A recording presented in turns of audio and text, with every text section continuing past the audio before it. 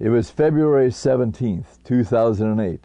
The U.S. Department of Agriculture recalled 143 million pounds of beef after the Humane Society presented videotape evidence of the mistreatment of downer cows.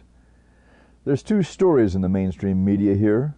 One, that the cows were being mistreated.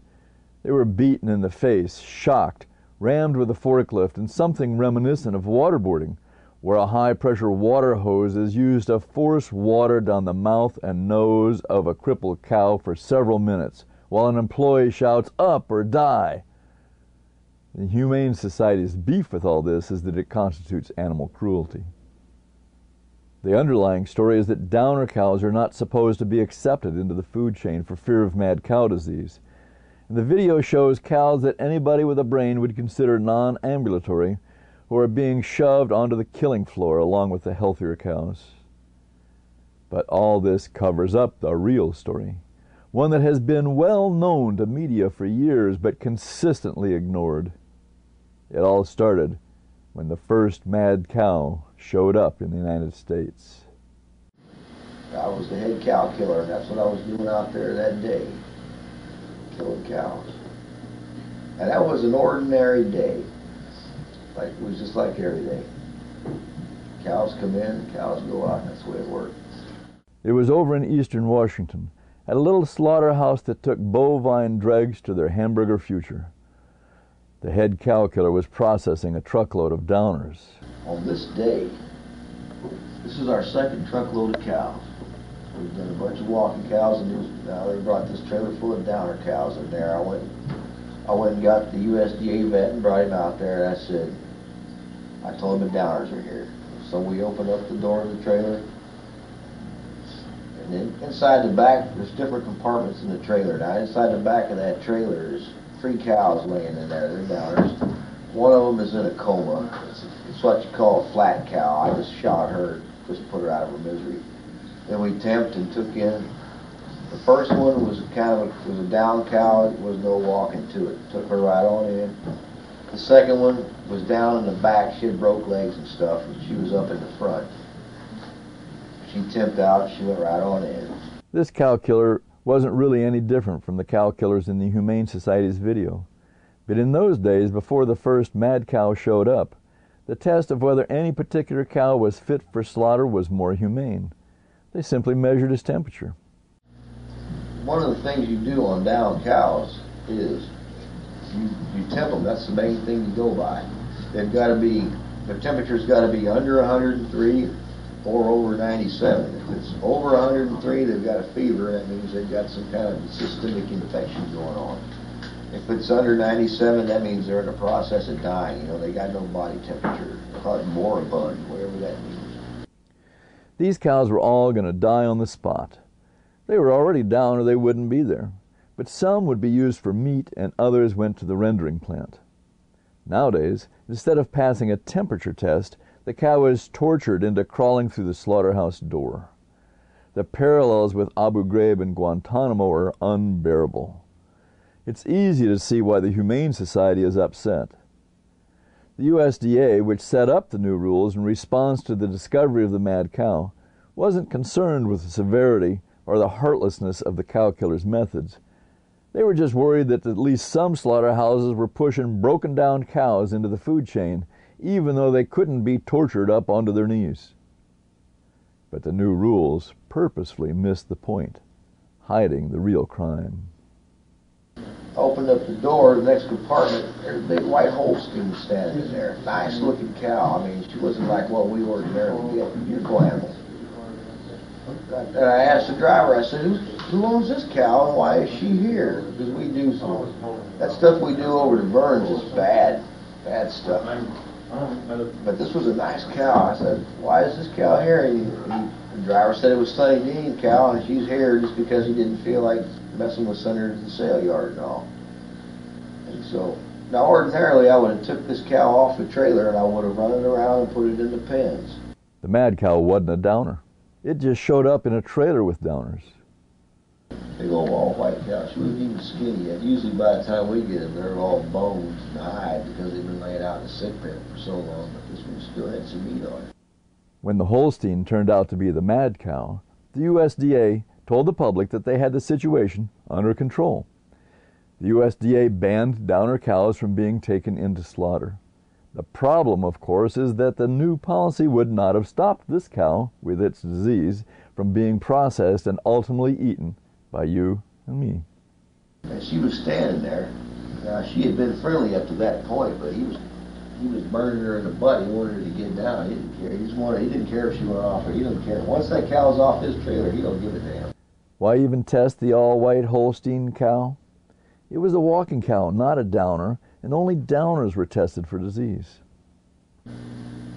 The driver was poking her in the butt with a hot shot. He wanted her to get off the trailer because as soon as his trailer is empty, he's out of there. In the meantime, this cow didn't want to get off. This cow was going to turn around and she was going to run back into the trailer, up to the front of the trailer, and she was going to stomp all these downers in the process and just to save everybody a big wreck. I asked the vet, I said, "You seen her?" He said, "Yeah, I guess." And I shot her and chained her up just like a downer and sent her right on in just like she was a downer. Well, because I did that, that technically made her a backdoor cow, and that's the one we were taking the BSE samples from, which we just started doing that. And so in she went and she got tested, and that was the end of that. The cow went in with the downers and got the mad cow test, but because it had arrived on its feet, the veterinarian had not taken its temperature. The USDA contract said they would give us $10 a sample for 1,000 samples of downers. 2 weeks later, when the test came back positive on that all-white Holstein cow, the cow pies hit the fan. The cow killer came into work to find the plant full of inspectors and other officials. So a phone call comes from D.C. Dr. DeHaven says, "We're not going to kill any more downers. That'll take care of the BSE problem," which is not what I was all crap anyway. So I'm asking the inspector, at least tell me which cow it is. He said, "Oh, it was that." Well, he wasn't there that day, but another inspector was. He told me it was a Sonny Dean cow, 6810. And as soon as he said it was a Sonny Dean cow, the cow flashed into my mind, and I knew exactly which. Don't ask me how, I have no idea. But I knew exactly which cow he was talking about. And I went up here and I checked this kill sheet right here. And I ran my finger down to 6810, fourth one off, and it was that Walker. And I was like, damn, a nice looking cow like that. Had a mad cow. So it's about the same time I'm doing all this is when I heard that we're not going to kill downers anymore. That's how they're going to take care of the problem. And as soon as the inspector told me we weren't going to kill downers and that's going to take care of the BSE problem, I'll tell you what, my whole life flashed before my eyes. I'm not kidding. I knew exactly what was going on. I knew no more downers. We're supposed to be testing downers. So instead of the USDA stopping all the killing and testing every cow, trying to find this, what they were doing was suspending the BSE testing. They weren't going to take no more tests. They were going to quit looking. And I was like, I had these guys were still right here, and I'm like I feel right now like going, this can't be right. First of all, that wasn't a down cow, it was a walking cow, a good walking cow. And I went over to the office and I opened the vet's door and I said, "Hey, Doc, that cow was a walker. It wasn't a downer, it was a walker." And he says, "Now, why the hell did I have it down here as a suspect?" And I mean, his face was red. He's usually a pretty nice guy. I knew what was going on. They were going to try to bury this, and I told them. I turned around on my little crowd following me around, and I said, "There's no way I'm going to be part of no goddamn cover-up. If I don't work for the government, this ain't going to be Area 51. I'm not covering up nothing." Bullshit. I ain't doing it. Well, then my crowd went like this. The USDA guys ran into that office, the FDA guys ran into that office, and they were gone. And I was back there by myself then, and I was thinking, somebody's got to do something. They're going to flood the market with these cows. Now we know the BSE's in there. They're going to flood the market with these cows. People are going to get sick. People are going to die. They're just going to try to smooth over it. He was just a cow killer, probably thinking of Christmas rather than looking for a cause. But in that moment that separates a stand-up guy from an amoral coward, he stepped forward. An Eastern Washington David facing off against the other Washington's Goliath. As he summed it up, "I'm a cow killer, proud to be a cow killer, but I'm no murderer."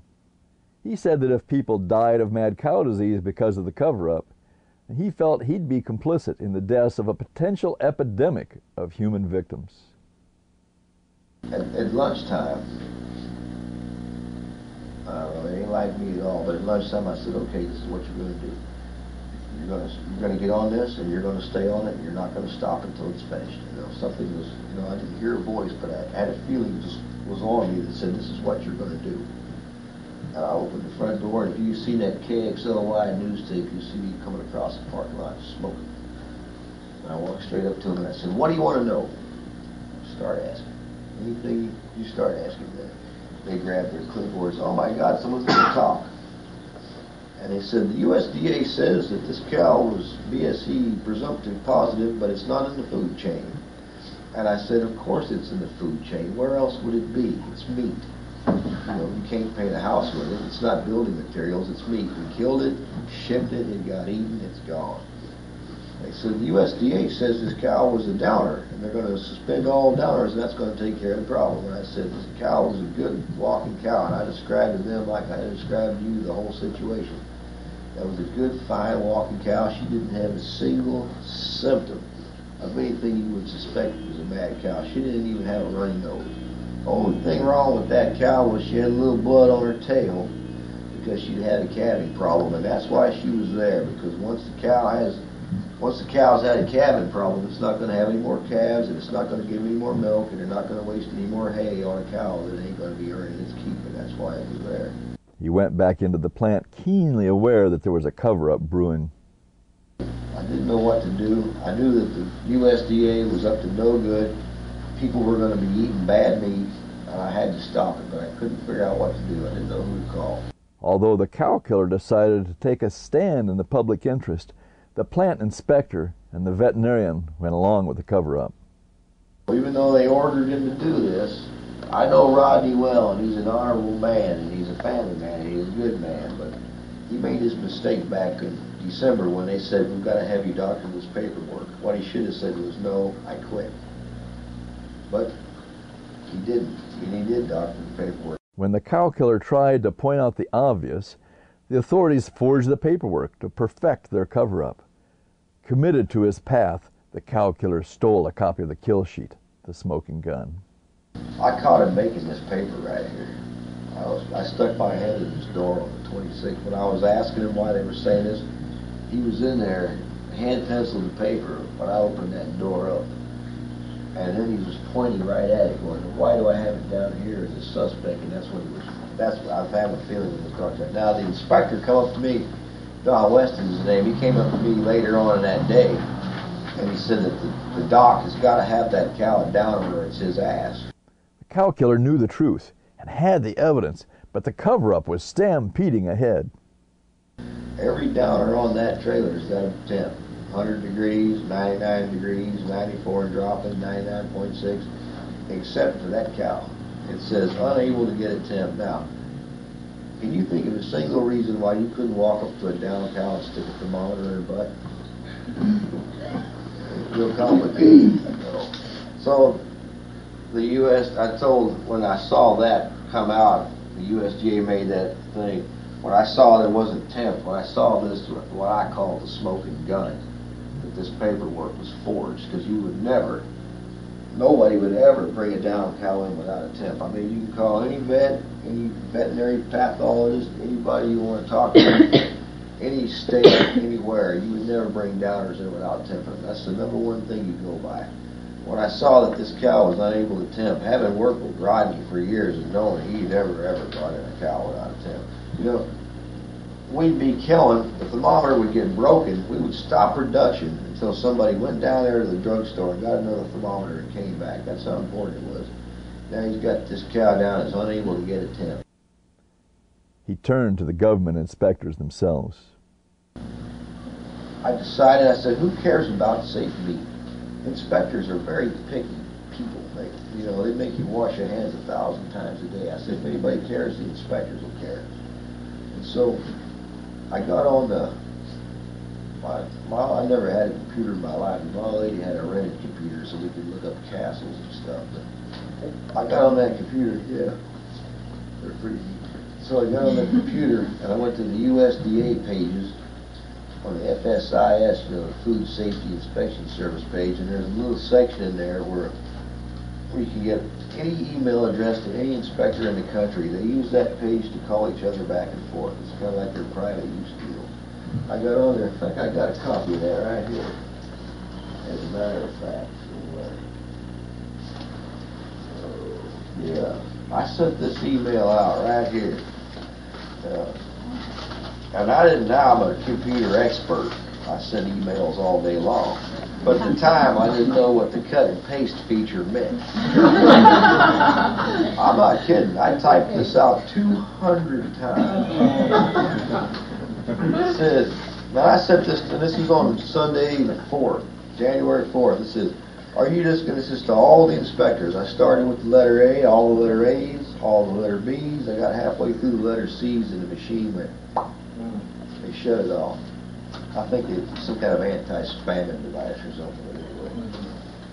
It says, are you just going to sit there with your hands in your pockets while Ann Benneman lies through her teeth to the world about safe meat when she has actually stopped all brain stem sampling?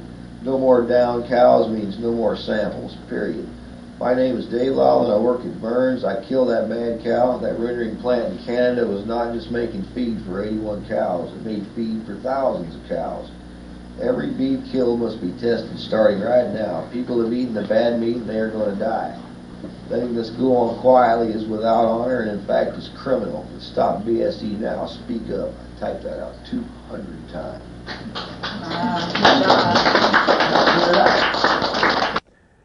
For his trouble, the cow killer lost his job at the slaughterhouse. But he didn't stop there. By the time we got this interview, the cow killer had spoken to all the major press. They would tape it, but not run it. We carried the story on Indie Media Presents, and it showed up here and there around the edges. But for all his testifying, it didn't seem to matter. As a result, we simply have no idea how many other innocent-looking mad cows have sashayed their way into our food chain. Japan tests every cow. The U.S. could do the same, but it would cost big corporations a little bit, and everybody knows how tempting it is for executives to choose profit before human safety. In this case, the USDA is in on the plot. In this story, we see the awful result of a government that doesn't really look after us any more than they do the suffering cows. The horror. The horror. We have become a nation of torturers, and it's eating right into our brains. After long incubation, it will be way too late to stop the apocalypse.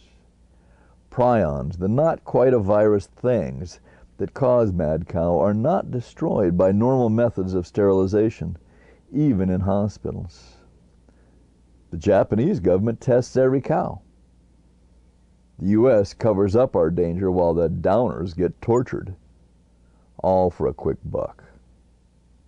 The danger to humans lies in contact with brain and nervous tissue. The cow killer worries about contamination because he knows all too well how the cows are processed. They're saying that before the cow is processed, we remove the brain and the spinal cord, which the brain is removed, but you know that's another deal over here. The head goes that way. We're talking about the beef carcass right now. Now, you know what a backbone looks like? It's a big gnarly bone, long, big. You've seen backbones before. Tell me how you're going to take the spinal cord out of that. You can't. There's no way to do it. You take the splitting saw. Here's the cow. It's hanging by its back legs off two rails like this. Great big old cow. And you're standing there, and you got to cut it like the top of that cow is as high as that nozzle right there. You got this big old saw. It's a band saw like you use in wood shop, only it's hanging by cables, and it's got hot water in it. When you squeeze the trigger, that hot water sprays on the blade. It keeps that fat and blood and stuff melted off of that so the blade doesn't jump off of the sprockets. and you start up there where the tail used to be. You cut the tail off by now, and you saw this thing right down the exact center of the cow. Your very best cut goes right through the center of the spinal cord, all the way down. That's like 6-8 foot, all the way down to the end of the neck. And so this saw has got big teeth on it. It's just ripping down through that backbone and it's pulling out spinal cord material, bone dust, blood, fat, meat, and it's mixing with the hot water jets that are spraying on the blade. This forms a big bloody slurry that's just running down us. It just runs down these cows, inside and out. And if this cow's got BSE, that entire beef has been contaminated. You know, we'll take it over here to the next station and you hose off the big pieces with a garden hose, but then it goes into the cooler. Now all that contamination is into the fat. You know, the fat's kind of a bony kind of thing. You know, all that prions are now into it, all over the surface of this cow. And so they let it cool. They bring it out. It's time to process it. Throw it down there, and you start cutting on it. Every time you push your knife through that meat, it takes that contamination right into the meat with it.